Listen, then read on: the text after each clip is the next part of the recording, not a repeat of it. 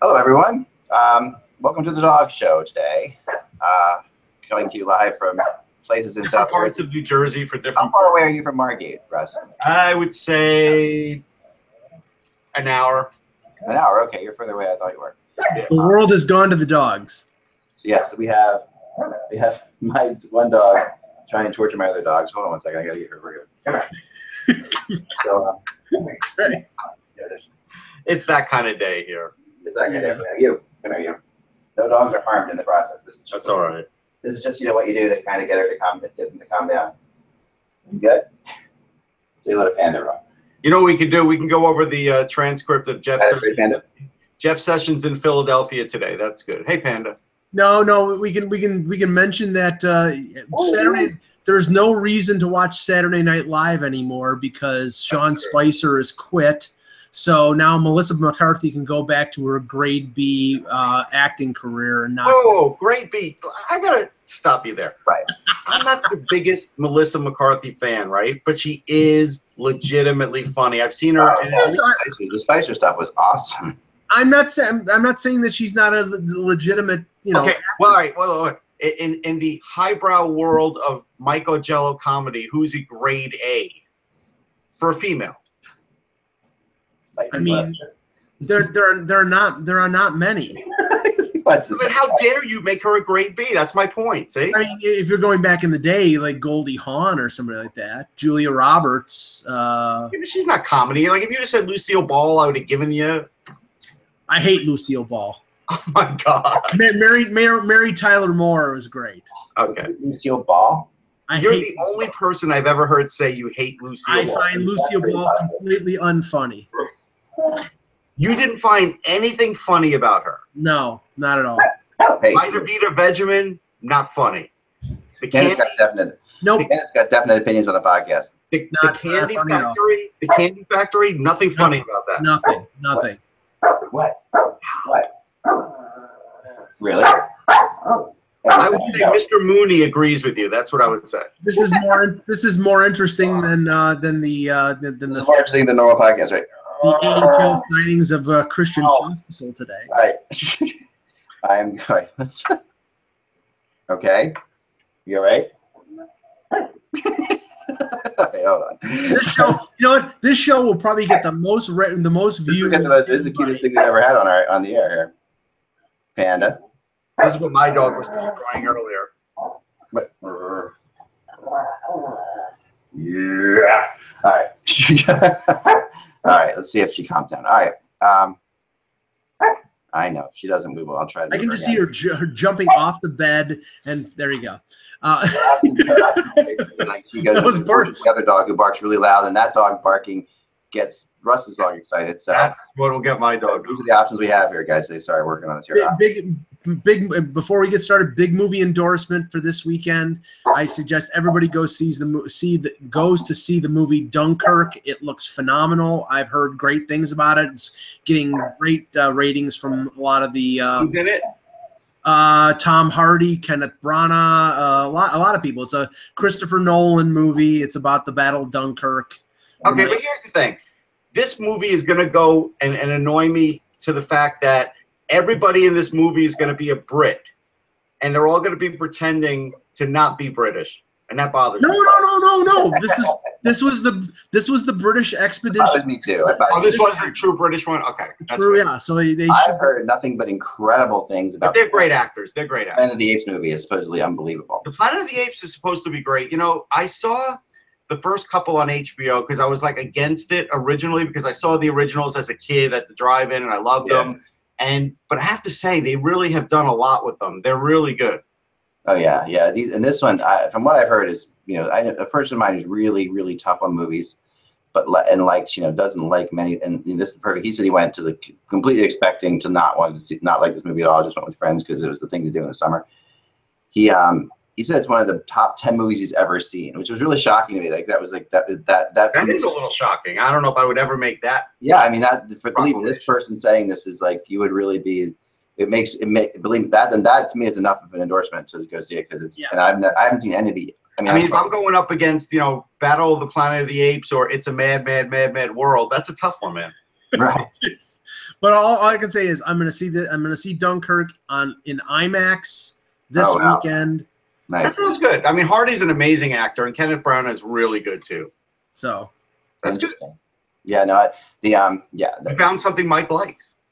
Well, I went to see Despicable Me 3 with the kids. That it was just horrendous. I thought it was a bad. I mean, I like most of their movies, and but in the Spider-Man movie, which I'm waiting to see, it's really good. I've heard good things about that. It's really good. I did see it.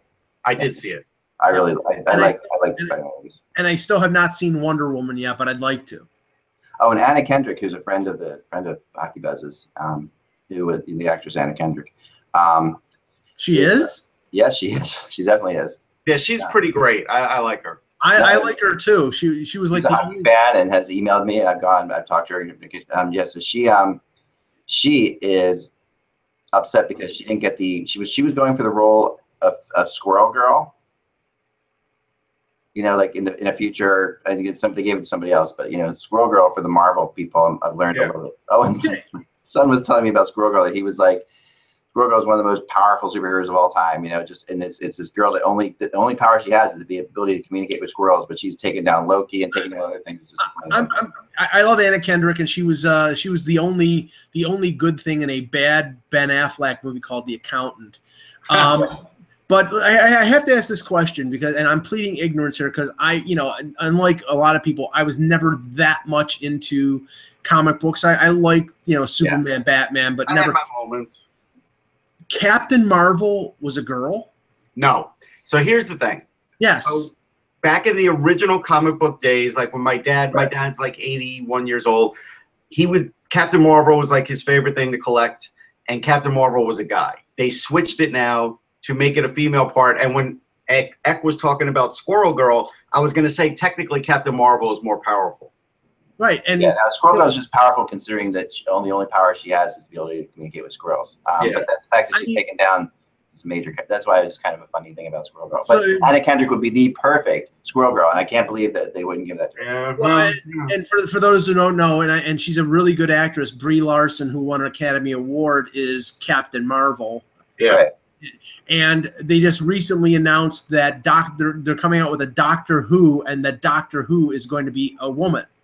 Yeah, which is fine. I mean, I don't have a problem with that. That's awesome. I think that's been taking shockwaves, of course, through the geek world. But yeah, I don't get that. I'm not a Doctor Who guy, but it wouldn't bother me in the least.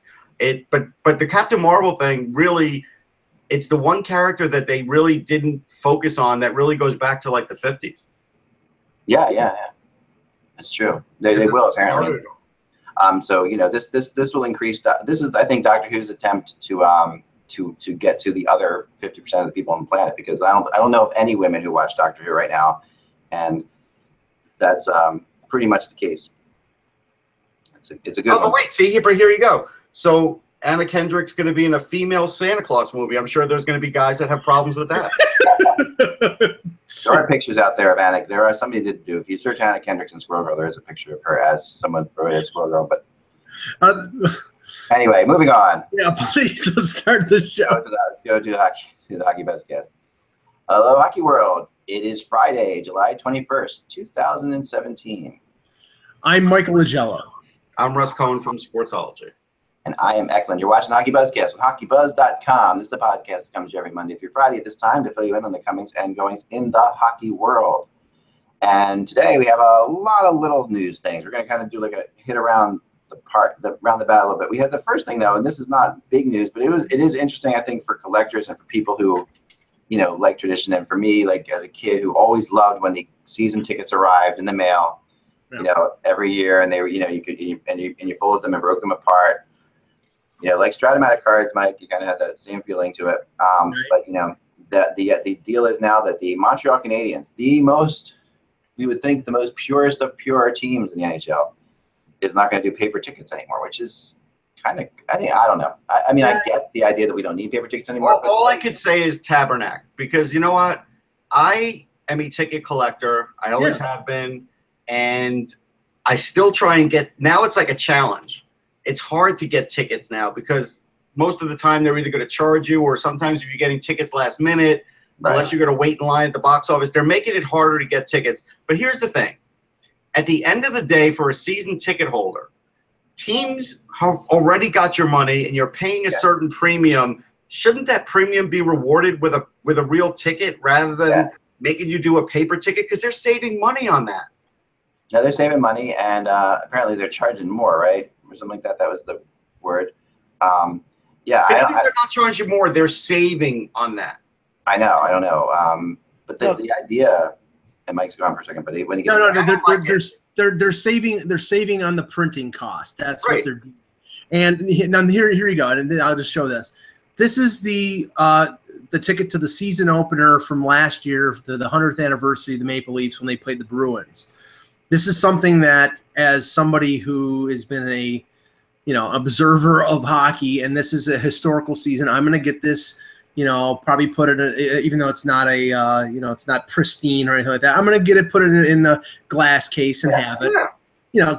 You can't do that with a, and the thing is, Montreal's not the first. Apparently, I was exchanging messages with people on social media, and they said New Jersey did it a few years ago. I know that the Sabres did it last year, and it was a particularly annoying process because for people like me who have Sabres season tickets and split them with other people, I had to go and print up 41 games worth of tickets, which is ridiculous. Now the thing is, they give you a card, or at least the Sabres did. They give you basically a season ticket credit card.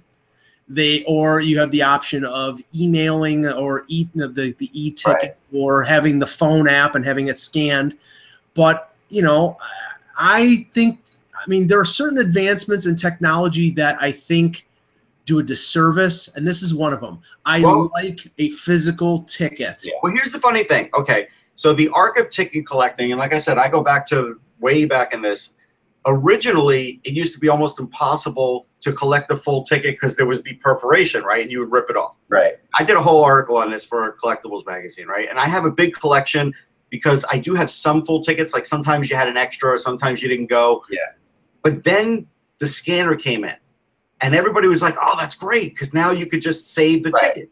And you can put the ticket in a lanyard, whatever. You can bring it home. You have a nice thing. If someone pitches a no-hitter, or if it's a Stanley Cup game, those are tickets you want to collect, right? And now we have gone backwards for a technology that the scanning one really made the ticket very collectible, more than it used to be. Now you're devaluing it by making it paper, because there's no secondary market for a paper ticket. Even if the most amazing thing happens to a team, no one's buying that. And so collecting it. No one's collecting it either. I have a few, but I really don't collect those because it's just annoying. Well, what something you print out at home kind of thing. Yeah. Well, what this might be is a effort by NHL teams to make it more difficult for the secondary market and scalping. They can always say that, but there's always ways around it. Let's be real. I know, and the thing is that now and this is the thing that it has to scare off people who do dip into the secondary market. I know from seeing the entrepreneurs outside of the KeyBank Center in Buffalo or outside the ACC in Toronto who are selling tickets. They're basically selling printouts, 8.5 by 11 paper of tickets.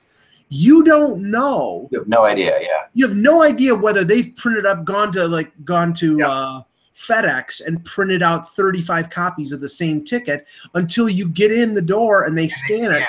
And if it's scanned and somebody's already sitting in your seat, you're screwed and you're out how much money you spent. So, it may have a little bit of a chilling effect there, but honestly, I think what this does is it takes the joy out of having a physical ticket in your hand, and something that if it is a game like I have my ticket from a game in 1979 that was a bench clearing brawl between the Sabres and the Leafs. I value. Right. And I've got tons of tickets. I have a lot of the Flyers tickets. I had the big Echo. You're okay. Go ahead. Okay. Yep. You're not hearing the echo? No, we're hearing it. I'm not hearing it. I'm hearing it on all you guys. I'll come back in now. Yeah, I was hearing a big echo. You are hearing it? Now I'm not. Nope. Okay. But yeah, I'm against it. But I think that the trend is going to continue toward this because teams can save money. And now the one thing that I found out, of course, after the fact, Russ, and of course I found it after I printed out 41 games worth of tickets, that the Sabres got numerous complaints from people who wanted physical tickets, and they printed out tickets like, for example, like how Ticketmaster prints them, not with like the background of the Sabres with the players and everything like that. It was just the plain ticket. Just your basic. Just your basic like tickets.com or Ticketmaster ticket. And that's fine. I mean, that's all, at least if that happens, at least you have something. It's not elaborate like this, but it's still something. It's still something tangible. Yeah, I missed that. We went to see the Hooters, and we're given the tickets. That was crazy back. Sorry. Mike, why don't you try? Yeah, he's going out. Okay. So we're given the tickets for the Hooters concert that were the old. I think I just threw them out actually because I didn't think that was a collectible concert. But it was the old the Ticketmaster tickets, which are with the printed on standard ticket. I mean, but I'm a big fan of the printed out. The Flyers used to have a different player on every game, that kind of thing. And because I always remember that the game after Pelle Lindbergh was killed, the game that was happened where they had the memorial service, that happened to be the game that he was printed on, just out of crazy irony, for that year. And I saved that ticket because I thought, that's kind of that's cool. It's a big one, yeah. And I have there's a lot of playoff tickets that never got used that were sent to us. Plenty of those whole seasons of playoffs that the Flyers would make the playoffs and we would get them. And the Stanley Cup tickets were amazing. I mean, they used to be the coolest things in the world with the with the silver, raised cup and everything on them. That was the cool stuff. So, yeah, I kind of think. I mean, I do love. I'm not to get me wrong for a second. Like, I do think that it is amazing that you can now, like, if you have a season ticket or what have you, you can email that ticket to somebody instantly, which is awesome. Yeah, but here's the thing.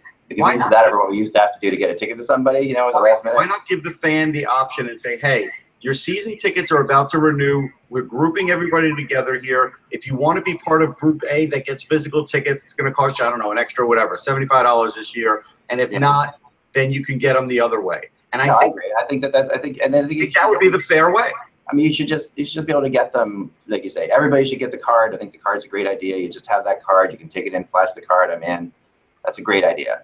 But also, for extra money. And knowing the Montreal Canadiens, I can't imagine they won't actually do that at some point. I mean, this is not a team that misses many tricks as far as marketing themselves go. So I can't imagine that you won't be able to print up or they won't be selling collectible tickets in some way, shape, or form. So yeah, I think that that's very possible as well. So yeah, and just imagine one last thing. Just imagine if like I said, the Sabres offer a season ticket like credit card.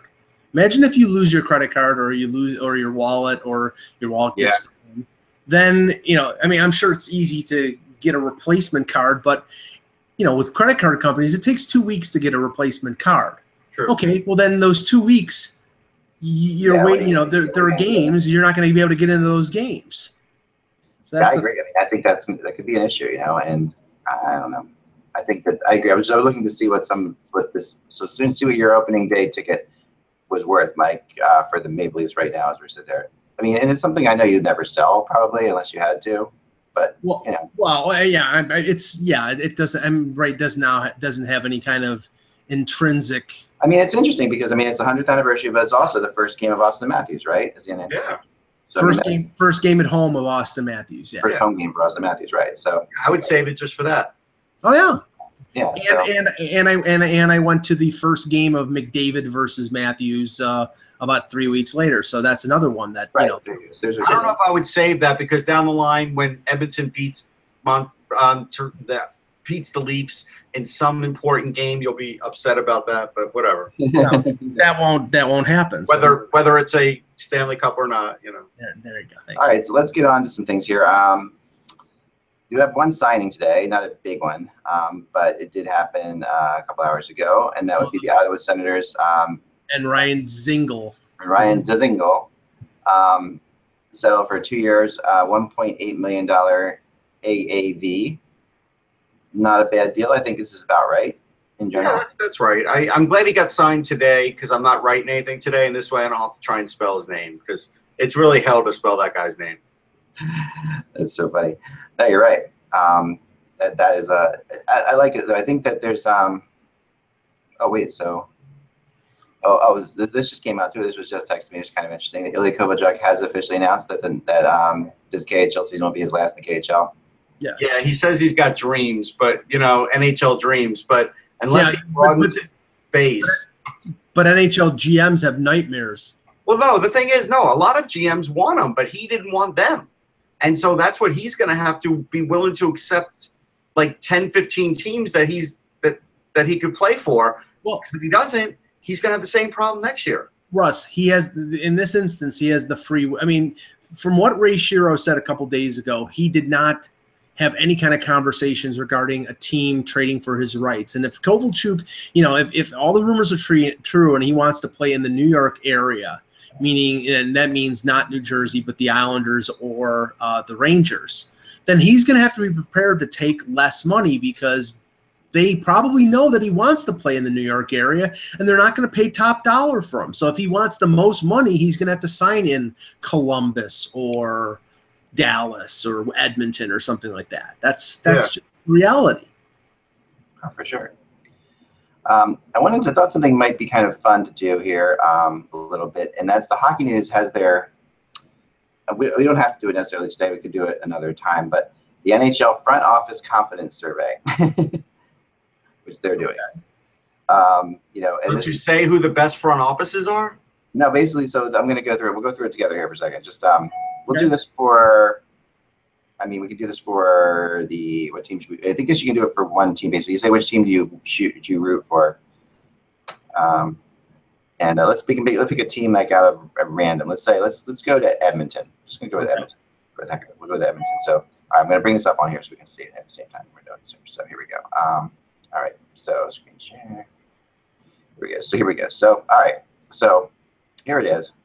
The front office survey. So I brought up Edmonton here. Edmonton, this is here's next step. Okay, so all right. Okay, so I guess you're doing all the teams. Oh my goodness, wow. All right, we'll start with Anaheim for just a second. On a scale of 1 to 5, how confident are you in this team's front office in the following categories? Okay. Wait a second. This is like a survey that you do to get a free Big Mac from McDonald's. Right, but who are they surveying? Fans? The Hockey News wants to know what confidence people have in their front offices, and it's interesting how they do this because this is how they did it last year apparently, and we saw that too. So, roster building, Anaheim Ducks. I think the Anaheim Ducks. I would say very confident. 5, they're doing a pretty good job. Cap management, they're pretty good at that too. Cap management, I'm going to go with a 3. 3, all right. You get the next one. Drafting and developing. That's got to be Russ as always. Russ, yeah, I'm gonna go there a 4. I'm going to take trading because that's my. That's you. All right, I'll take trading and free agency. All right, so trading, I'm going to say a 3, and free agency, I'm going to say a 3 as well. Mike will give you vision. 3. Because he wears glasses. Okay. How has your confidence in the team's front office changed in the last year? Mike, you can go this one. More confident, no confident, or more confident, no change, or less confident over the year? No change. No change. All right. So there's Anaheim. Arizona. Oh no, let's not go. Let's just do 2 of them. Let's just do 2. We'll just this fun. All right. So roster building. This will be 1. Roster building for 1. Okay. Cap management. They don't have to manage the cap because they're not paying anybody. So I would say 2 or 3. Everybody's locked up. So I mean, or they're on entry level, so they don't have to manage anything. Express gets drafting and developing. Yeah, drafting and developing, I'm going to go with a 4. 4, all right. Trading. I have to give Chaika props on the trades this year. Yeah, so I didn't. Free agency 3. They haven't done much in free agency. No, give them nobody other than Alex Goligoski. Who the hell have they signed? That's a good point. 1. Vision. 1. 0. Yeah, you can't. You don't think they have any vision in Arizona? No, they're in a constant rebuild. Tell me what their vision is, Zach. Nobody could tell me what type of team they are or what they hope to be. That's interesting. All right. I mean, I think they're getting I mean, they have all these prospects. Everybody keeps thinking they're going to be great soon. If there's a rating for a seeing eye dog, that's what you should give them. All right. Again, a more no change or less confident. Are you less confident you were a year ago with them? I'm going to say it's no change, even though there's been a change.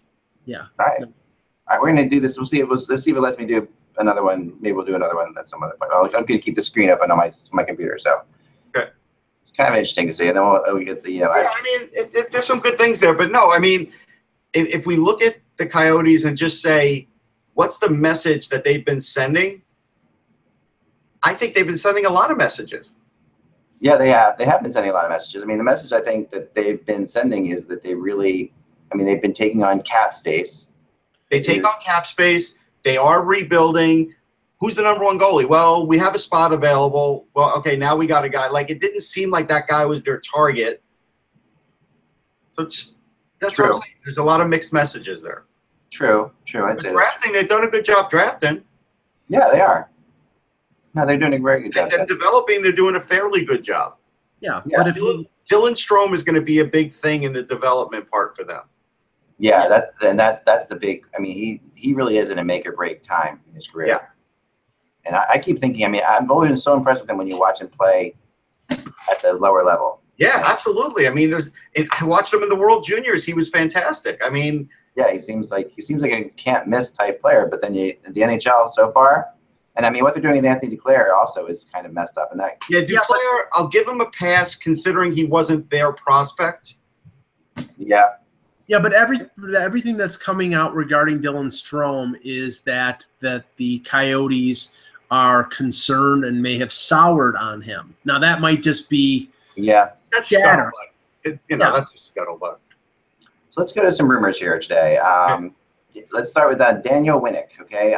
Daniel Winnick is a player who's been around a lot. Those of you who watch Real Wives of the NHL have followed his career very closely because his wife is one of them who is on that show. And you got to see Daniel Winnick's a pretty cool guy. Actually, he's a really cool wife. I think one of the coolest of all of them, very down to earth. And you kind of feel bad. Kind of always, because of seeing them like in that show, you've had them at the trade deadline. You've had them go through. I always get stressed out writing about Daniel Winnick and thinking that they're going to read someone's going to read it because they were definitely reading all the articles. The Hockey Buzz actually thing showed up on there at one point. It was really funny. So anyway, but Daniel Winnick, this is a league that does need centers right now. He's a third or fourth center. I think. At this point, the Caps. I think third is a reach. Yeah, I think he's a fourth line center / winger. He can play the wing. He's right. decent on faceoffs. He's got size. He can kill penalties. He's not, I would say he's a good depth forward. And that, the contract that he was on went in Toronto and then traded to Pittsburgh and then went back to Toronto and then Washington. And he was making in the $2 million range. With the way the money is going right now, I'd say he's hard-pressed to get back to that salary. So if he does sign somewhere, it's going to probably be in the $1 million to $1.5 million range. Right. Yeah, I think it's about right. I've heard the Islanders, Rangers, Wild, and Montreal are all, in need. They're all in need of a center and have expressed some interest at least. He seems to be like, when we talk about like the B or C choices for people, he seems to be in that world. So we're starting to get to that now where people are looking at the B choices or C choices if they can't get the guy they really wanted. Yeah, he's an effective fallback for a team that needs help up the middle. But, don't be fooled. We're talking about a guy who probably max out at about 10 goals. It's not going to be like a ton of offense. I mean, he's capable. He's a solid veteran. He will help, play, maybe 10, 12 minutes a night. But you can't put him in an offensive role because he's not going to score a ton of goals for you. So he's at best a third line, maybe a fourth line guy. Yeah, I think it's true. I thought Columbus could be involved here. Nashville could be. I don't think Columbus. They've got enough. Yeah, you would think so, but I mean, maybe you're right. I'm a little surprised the Devils aren't looking at him. The Devils would be a good team. Yeah, and I wrote earlier when I wrote this. The Devils are looking to add defense. That's the big thing that they're looking. That's their first choice. That's their first priority for sure. Yeah. But one of the things I noticed when I wrote this earlier, I wrote, that the Islanders, Rangers, Wild, and Montreal were in need of depth centers, and then I wrote, surprised the Rangers aren't looking at them because I messed up and I meant the Devils. Right. the Red Rings earlier, but a lot of people have kindly pointed that out to me in the most kindest of ways. So I appreciate that. But yeah, you make a mistake. All my thousands of editors out there, I really appreciate that. But anyway, so that's Winnick. I mean, he obviously spent some time in Toronto, a couple of different stints in Toronto, right? Two stints in Toronto. He's a valuable guy to have, but you know what's funny? When there wasn't that much rise in the salary cap, it's the players like him that have taken a beating now. Oh, yeah. Now the job security has gone away for guys like that. Yeah. No, that's very true. Because every guy that we're talking about is a 10 to 12 goal guy that's still on the market. Right. And, and Chase on the same way yesterday. We talked about him. Right. On Duclair a little bit, I got a little bit of that. They're talking, Arizona and Anthony Duclair's team have been talking for about a week and a half now, I guess. I would say maybe 2 weeks. And this is I was told this is a big thing because Duclair basically knows he can get more elsewhere than Arizona's offering him. But he's an RFA, so he's not in a situation where he can do a whole lot. But and he's definitely a little bit disappointed with the way that they've handled him in Arizona. So I can understand that. I would probably be frustrated if I were him. Yeah, and so forcing a trade is not something he can really do, but he can sort of lean towards it. And there are enough teams that are interested. Oh, sure. Listen, if you could add a guy who could score potentially 20, 25 goals with that speed, you're interested. Yeah. Right. Oh yeah. If you have a center who can get him the puck, yeah, then you've got yourself not a power forward, but you've got yourself a scoring forward with all the tools, and that and it would be a relatively cheap forward because he's only had that rookie year and then he had to step back. So for a team that's like in contention that has cap issues, if you could get a Duclair, I mean, that might be for a year or two a really good bargain for you. Yeah. But again, this is where you have to question Arizona because we're not talking about an older player in Anthony Duclair. We're talking about a player that also plays great with Max Domi. And the fact that he's not a part of their future plans is a little disturbing to me because he could be one of the veterans that helps lead this team in a year or two, but you've decided that he can't. You had really dynamite with two of those players. Yeah. And now you're considering, maybe trading him away. Like, where's the chemistry on this team? I get it. Well, no. On. And I originally thought it was a Tippett thing, probably. Like I thought Duclair. But now I guess it's not. I mean, and it doesn't. I mean, maybe it is, but maybe there's enough skeletons going on in his closets now that they're a little bit. He's hesitant to do anything because. But think about this. Just think about this from a leadership standpoint. Yeah. Shane Doan's gone. Mike Smith is gone. Yeah. So now, if you want to say it's Oliver Ekman-Larsson, he's only got 2 years left on his deal. Like there's no long-term commitment from the team for a leader on that team. Yeah, your leader. If you're talking about somebody who's locked up on a long-term deal, is Derek Stepan. Right. He just got there, so that's he just got there. Yeah. He hasn't played a game for them yet, so right. Hard to be a leader yet. I mean, I've heard the Islanders also have shown some interest in Duclair, but they're I think there's still the pieces would be similar to the pieces, not similar, but some of the pieces. The thing is, they already have Ho-Sang, so unless you're trading Ho-Sang for Duclair, I can see that's why they wouldn't do it. Right. Very similar player. Yep.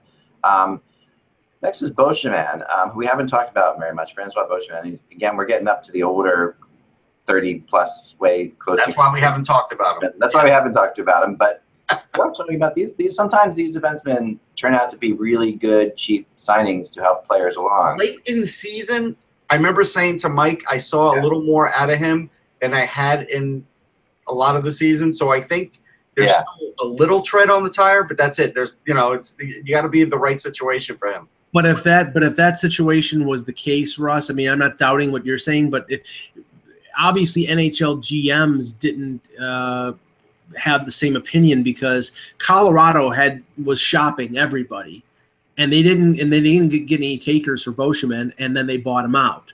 You know what, Mike? 31 of those GMs, well, 30 of them now. 30 of them, 29 last year, didn't win the Stanley Cup. So, but yeah, I mean, he's in his mid to late 30s. I'm looking up how old he is. I believe he's 36. So they can't all be right. That's my point. Yeah, no, I get that, and yeah, he's 37. He just turned 37. He played well in his second stint with Anaheim, but once he went to Colorado on that deal, it was. I mean, he did not. We got to remember the situation there too. Sure. It was a bad situation. Now, I mean, I agree with what Ack wrote that he could be a training camp invite somewhere. Mm-hmm. I don't agree with it being Toronto, because Toronto is so overloaded with left-hand shot defensemen, and Boschman is another one of those.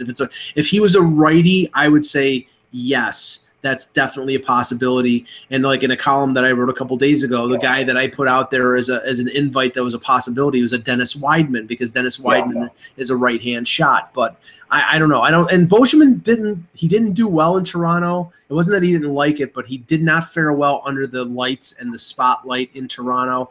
And he wanted to go back. I mean, he flourished when he got back to Anaheim. I think after that situation, one of the last places he would sign a tryout contract would be Toronto. The biggest thing for us is if we're going to define what he is now, because he used to sort of be that hybrid defenseman that could give you some offense, that could move the puck, but he wasn't great at moving the puck. He was probably destined to be a defensive defenseman late in his career, but now that there's no defensive defenseman, like, what is his role? Yeah. He's a bottom pairing veteran. What I think that whoever signs him to a tryout contract is hoping for is what the Islanders got out of Dennis Seidenberg, a bottom pairing. Every once in a while, 4 or 5 games in a row. Right. Play 60 to 65 games. On your bottom pairing, playing with a youngster, he can be the stabilizing force. I think he'll be great at that, but it's got to be a specific, certain place. I wouldn't even be surprised if he went back to Anaheim again. He played for Carlisle. I mean, the team I heard that really has actually made offers to him. The only team I could find that I think that made offers is Vancouver, and so maybe he just doesn't love the situation in Vancouver, and that's why he hasn't. That's what could be the case. I mean, Lou Lamoriello has tried to get him multiple times over his career. I don't think that's a good fit for the Leafs right now. I don't think it's a great fit either, but I wouldn't be shocked.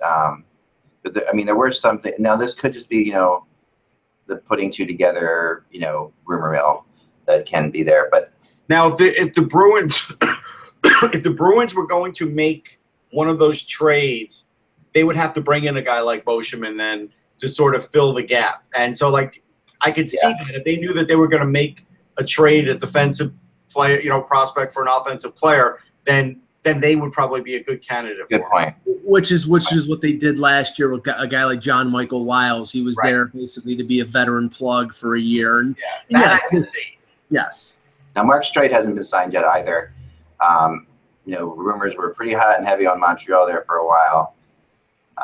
Now I hear Nashville possibly getting involved, and people, there's rumors, there's different rumors out there that I don't see why Nashville would do it. Their power play is already really good. I mean, you're basically getting Mark Streit for the power play. This would be if Ellis's injury is an issue, and they feel like they're not super comfortable with Emlyn being the guy who could. But then you know what? If Ellis is really going to be out for any length of time, then I'm going to give Gerard a real long look in camp, because he's the same player. Right. Yeah, but what you're not looking at here is the fact that you've got 2 defensemen on the Predators who are from Switzerland, and so is Streit, and they played international hockey with them. And it would make sense if you're looking for a veteran, as like we said with Seidenberg, a guy who can come in and fit in and be that 7th defenseman. Streit would be perfect. He's probably played with Yannick Weber, and he's definitely played with Roman Josi. So if you're looking for a temporary placeholder, Streit might work there. That makes sense. And Laviolette, a huge fan of him as well. So exactly. There's that but too. He might be a little too slow now for Laviolette 5-on-5, because I know we can all say, hey, don't play him 5-on-5, but he's going to play some. And in the Stanley Cup, he did get exposed a little 5-on-5. That's what I'm saying. I mean, look, Sam Girard only got in 6 AHL games. I'm not saying you should rush him, but I'm just saying if he's in camp and he's killing it on the power play, maybe you keep him up there for a little while and see what you got. Yeah. I don't. That's not too bad. Because he is a power play specialist. That kid, he's unbelievable. Yeah, that's the bottom line. What else do we have today? See, I'm still in favor of doing that than bringing in someone like Streit, who is a veteran. I'm with you. I mean, I really was unimpressed with what Streit did in Pittsburgh, and in Philly. I love the guy. Like, he's a great guy. I was happy for him. He's a fantastic guy, and I know he wanted to come back to Philly. Like, yeah, even after he was traded, he was hoping that he could go to Pittsburgh and then come back and play in the Flyers again. I don't think the Flyers are the Flyers. I did hear a little bit of interest in Boschman, which is really interesting. So I don't know, but I don't see them doing it though. I could see them going out and getting a veteran defenseman in this group, though. One of these guys, just as an insurance guy. I could see an ATO because there's not a guarantee that like Hogg and Moran are both going to play like everybody hopes. It's not a guarantee. Yeah, there's a lot of young defensemen coming in, so the idea. I could see them throwing someone in the mix there. Yeah, of a veteran, I could see. But I think it's got to be someone who's a better skater than Boschman. Otherwise, you're running down the same Nick Schultz path. Right. It almost feels like, Streit would be the guy that you would do because he has so much experience. Yeah, but Streit, like when they were having trouble, he was part of that trouble. If you think about it. And you also have to consider who is still out there in the market now. I don't think that any of these guys are going to earn big money, but for those teams that are scrambling to look for that defenseman. And like we said yesterday, we may be on the border of a team, offering a one-year deal or the training camp invite, and maybe in a couple weeks before they go down that road. But Johnny Oduya is a UFA. Simone Dupre, who got bought out by Anaheim, is only 25 years old, but he had injury. Yeah, but he can't skate. Like that, Dupre's not a great skater. Cody Franzen, as we've talked about before. Rob guys, I've been looking at Weidman, like you said. Tootin. He's out there. Roman Polak is out there. Roman Polak is going to be interesting because he did break his leg in the first round match against Washington. At the rookie development camp a couple weeks ago, Lou Lamoriello said that he was on pace for what they thought, meaning he would be ready for training camp. Now the Leafs haven't signed him, and I don't think that they're going to. Although that might be a fallback position for them if they can't find that top four defenseman or they don't sign. Yeah, but he's not a horse, Mike. I think he will be back. Yeah, no, I know that. I'm just saying that I'm just kidding. Some people bring him in. Oduya, I've heard lots of different things about it. There's lots of people who think Oduya is done. I think he's close to done. I think in Chicago, he really did not look good when he went back to Chicago. There's also Prosser, who's out there. Let's bring up something too. Hold on, about Chicago. Yeah. There are guys that went there, didn't look that great. Like Daly has looked way better out of Chicago. Quenville is very picky.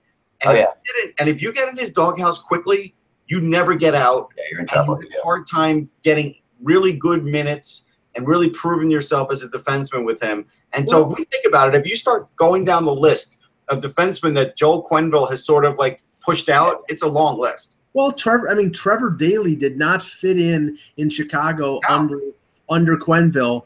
They didn't like him so much that they swapped him for Rob Scuderi. And Trevor Daly only won 2 Stanley Cups. Yeah. So it wasn't like he was a bad defenseman. He just didn't fit with what Quenneville, was in his mind in terms of a defenseman. And that's my point. So I don't want to paint a broad brush with guys that left Chicago because of that. Right, no, but Oduya might be at the end of it. Yes, he didn't look particularly great in Dallas. He went to Chicago. Everything fell apart there. But I'm saying we're talking low risk. We're talking an AT. We're talking a professional tryout contract, and singing. These players singing for their supper. So I think he's going to get that if he still wants to play. Sure. The other guy I think that's interesting that we haven't talked about much, but I started to hear a little bit about yesterday was Jyrki Jokipaka. Mm-hmm. I like Jokipaka a lot. I do. I'm a fan. What are you hearing about him? He's only 25. Okay, he's a free agent. Obviously, I haven't heard teams yet, but I've just heard that to expect that he's going to be in the next round. Of basically the final round of free agents that signed as a defense. Someone will give him a chance. I heard New Jersey possibly, but New Jersey would be a good spot for him actually. Yeah, the thing with Jokipaka is that he has been included in 2 trades over the last couple of years. I mean, a few years ago he was part of the Dallas Stars organization. He was one of their better defensemen when their AHL team took a run for the Calder Cup. Yeah. And then he gets traded to Calgary. He doesn't really fit in there. He gets traded to Ottawa. Now he's a UFA because I saw good stretches of Yoki Paka in Calgary. So I mean, he's young enough, and I think really had the chance. Right, and that's the thing. It's like he could be a bottom pairing guy for a team that will give him an opportunity. This is perfect for Colorado because Colorado has spots like right now that they need a bottom 3 defense. They need 4, 5, and 6. Or New Jersey. I still think New Jersey's a good fit for him. Yeah, he might be. Yeah. He might be. No, I do too. I mean, and his career stats are not that terrible. He only played a couple games with Ottawa. He played 5 games with Ottawa. Yeah.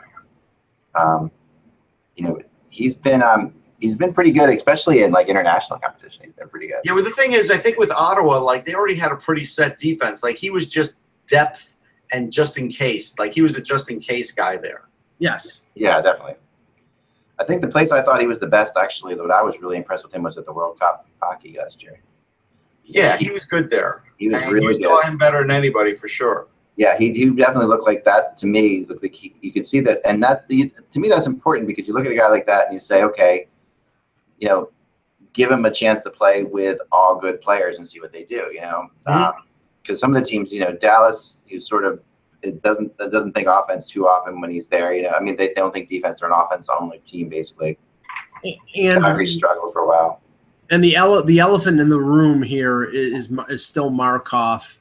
I know you didn't have anything on your update today, but I just think that, I mean, right now that the strike thing is sort of waned with Montreal, if he comes off the 2-year demand, I think that something with Montreal would get done. But I don't like. I only think that he goes someplace else if he gets the 2 years, and he's 30. I'm telling you, I think the fact that he is representing himself is killing his career. I really do. I think it's hurting him because we all want to project ourselves well and say, hey, I'm my own best salesman, right? It's really hard it makes it really hard on the team, especially. It does because Montreal. GMs don't want to deal with players because the problem is, if a GM starts negotiating with you and he's friends with some other guys and he starts talking to these other guys like, hey, this is what this team's offering me, and maybe another friend of his is a free agent, well, this is something that an agent wouldn't do, but a player is free to do that. And I think teams will stay away from those kinds of negotiations because they're leery of it. Yeah, no, they definitely will. They definitely will. And and also just the fact that, Markov has had such a very good career with the Montreal Canadiens. I mean, he's been a part of their team for a very long time. He has been their best defenseman for a very long time. And, or was at least, at one point, he's still not their best defenseman now, obviously. But there was a point, this is a guy who you want to have a good relationship with. And it's really hard as a GM to go to a guy who's been just a stellar part of your team and tell him the things that aren't the reason he shouldn't getting paid now. It's just that's the tough thing. I mean, it puts the team in an incredibly uncomfortable situation to have to talk face to face with him, right? And say, well, you can't skate anymore or whatever. It's like that kind of stuff. Yeah, normally that gets funneled through the agent, right? And the agent doesn't ever really say that to the player. The player never hears it, and the player can go on. And especially in Montreal, where I think this is like there's more of that kind of emotional stuff happens. I really feel like this is I agree with you, Russ. I think it's a disastrous idea. I think it is. It's killing him. For him, it's just terrible. He should not have ever done this. I mean, sometimes players, I'm okay with it in certain situations, but I mean, at the end of your career, if you want to save the 10 to 15% that you have to give to your agent on a contract, I understand that point of view, but I think he thought that Montreal was going to appreciate the fact that he had a renaissance year last year playing with Weber, that he put up a good amount of points, and that, maybe he wouldn't get the $6 million that supposedly he was demanding, but, he'd get in the 5 range, but nothing's happening right now. Just think about this. Yeah. His last 4 years, 43 points, 50, 44, 36, and 36 in 62 games. Any other defenseman with an agent would have been signed already. Yeah. Those numbers. 38 years old, Russ. Doesn't matter. Gonchar got a contract every He was year. good. He was good in the World Cup too as well. He was good in general. I mean, he's a factor. No, but it's not that big a factor. A lot of teams would have signed him already. the 35 and over contract is a big factor with some of these teams. If you sign him to a 2-year deal, you know this guy is going to get you 35 points. Teams kill to be able to bring in a free agent and get 35 points on the blue line. Think about it. Well, the only question is if not Montreal, then where? And he's a perfect fit for the those LA teams. Kings still need a defenseman. I got news for you. Go look at their depth chart. The Devils do. The Leafs. The Washington Capitals might need a defenseman. The Pittsburgh Penguins might need a defenseman. Yeah. I'm looking at teams that can win right now. Now they don't want to go 2 years, $10 million. But if he had an agent, they probably could get him at like 2 years, $8 million, and they probably would do that. Right. I think so. I think 2 years, $8 million, he'd be signed. Yeah. With those numbers, he'd absolutely be signed because he still skates well too. And I think he just really wants to stay in Montreal. And I think that he thought that was a layup. And I think that's what's going right now. Ak, is the fact that he's trying to wait them out. And they're trying to wait him out, and it's going to be a Mexican standoff. It's basically, who's going to blink first. Eventually, they'll settle for a 1-year deal. They will. I mean, I really think eventually Markov gets done in Montreal for 1 year, unless and if someone else steps up for 2 years, even then. I mean, I think the other thing that he's having issues with is not just me. He's not an agent, like you said, Russ. And you go and you try to get another team to say 2 years. You can go back to Montreal and say, well, New Jersey's willing to go 2 years.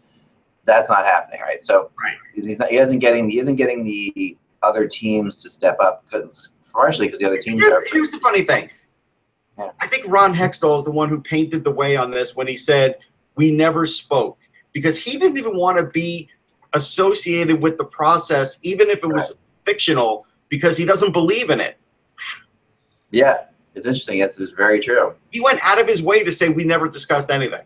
Yeah. Normally he doesn't do that. It might be to the benefit of teams in the Canadiens division, like Ottawa, like Buffalo, like Toronto, to say, "Oh yeah, we're interested in him," and bid up the amount so it costs more to Montreal in the long run. But I don't know whether any of those teams have legitimate. And there was talk about Boston having interest in Markov, and I think that was just tweaking because it's like somebody going to the Yankees who was at the Red Sox. That's what it basically is. Yeah.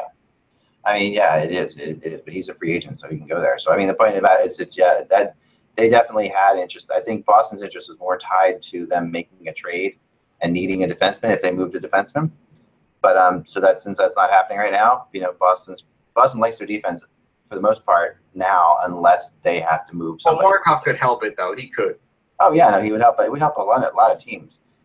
All right, that's all the time we have for today. It's been a fun week, guys. We'll be back again on Monday. And until then, enjoy the beautiful weekend out there. If you're in Margate, which is where I am right now, so I bring this up because friends of mine who Lucy the Elephant, which is a famous landmark here in Margate, turns 138 tomorrow. Lucy's been upgraded probably since I saw her last, right? I think a few years ago. Great shape right now. I don't know when you saw her last, but Lucy's a long time ago, probably like 10, 15 years ago. Did she have a trunk lift? Probably, yeah. Lucy looks phenomenal. And every year they have a birthday. It's the 136, I think. So that's going on tomorrow. If you're down by the story behind Lucy, I've never asked. I just accepted that. So Lucy was originally there were originally a couple of them. Mike, stop shaking your head, Mike. We can hear the rattling. Go ahead. These are giant elephants. I mean, for what it's worth. I mean, this is like they're hotel size elephants. So originally they were hotels. Okay. And they were in Atlantic City. And they moved Lucy here to Margate. So that's not an easy thing to do because this elephant is just absolutely enormous, and it's very cool. It's a very cool looking thing. Mm-hmm. You can see it from the beach. It looks on the beach. Now you can take historic tours of it. But yeah, 136 years. That's awesome. So there you go. All right, everyone. So thanks again. If you're down here tomorrow, there's a big party over there. It's like I say, it's like 2 blocks away from me. So and it's really fun. Remember that the buzz is just hockey. We will talk to you on Monday. It'll be 110 degrees, but enjoy. It will be very hot, but it's an elephant, so it can spray water at you. So there you go.